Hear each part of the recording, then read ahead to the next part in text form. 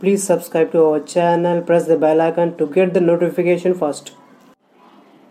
Namaste everyone. Today's video is yoga for eyes. The eyes are most delicate and valuable features of our body. Hence, practice exercise safely by blinking whenever discomfort is felt. This means not to gaze unblinkingly at any external object for a long time. It must be noted that all eye movement must be non-jerky and never excessive. Not recommended for serious eye disorders, glaucoma, high myopia. Spectacles can be removed before the practice. Practice 1 or 2 rounds of all exercise. Now let's start the video. हमारा जो पहला practice है वो है shoulder gaze. Starting position, sit in sukhasana, vajrasana और any other meditative posture. Back को आपने सीधा रखना है. गर्दन को बिना हिलाए आपने आईबॉल को लेफ्ट शोल्डर की तरफ मूव करें. वहाँ पे कुछ सेकंड आपको होल्ड करना है. फिर आप राइट शोल्डर की तरफ देखने की कोशिश करें, बट ध्यान रहे आपका चिन पैरेलल हो, आपकी गर्दन मूव नहीं करेगी, ओनली आईबॉल मूवमेंट रहेगा. ये 1 से 2 राउंड आप प्रैक्टिस कर सकते हैं शोल्डर गेज की प्रैक्टिस. अगली practice upward and downward gauge है. आपने ऊपर की तरफ देखना है, कुछ सेकंड वहाँ पे रुकना है, फिर सेंटर की तरफ देखें, वहाँ पे कुछ सेकंड रुके, फिर नीचे की तरफ देखें. 4 से 5 सेकंड आपका होल्डिंग टाइम हो. चिन पैरेलल होना चाहिए, इसमें भी नेक मूवमेंट ना हो, ओनली आईबॉल मूवमेंट होना चाहिए.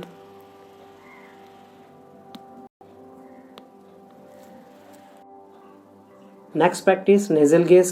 Keep the eyes open, gaze straight ahead at one point. Fix both eyes on tip of the nose. Continue to gaze for a few seconds. Then repeat. Gaze straight, then tip of the nose. Next practice eyebrow gaze. Gaze straight ahead at one point. Focus both the eyes on the space between the eyebrows. Continue to gaze for a few seconds. And again repeat. Gaze straight ahead at one point. Then close your eyes. Next practice eyeball movement. Rotate both eyeballs in clockwise then anti-clockwise motions. Chin parallel. No neck movement, only eyeball movement in clockwise then anti-clockwise motions. Slowly, slowly.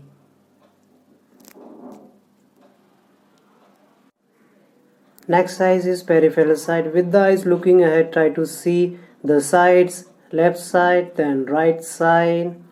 You can hold for 5 to 6 seconds.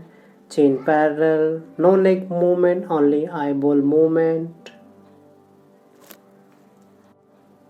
Near and distance gazing. Raise your palms, maintain it at reading distance approx 1 foot. Gaze your palms. Now look into something very distant. Return to gaze your palms and distance. Do 1 and 2 rounds. Last practice thumb gazing. आपने thumb को चिन level पे ऊपर रखना है, हल्का सा elbow soft रख के. थंब के नेल्स को आपने कंटिन्यू देखते रहना है. फिर धीरे धीरे देखते हुए आपने लेफ्ट हैंड के शोल्डर के पास लेके जाएं. उतना पास में लेके आए जितना आपकी आईबॉल मूव कर सके. वहाँ पे कुछ सेकंड देखते रहें कंटिन्यू.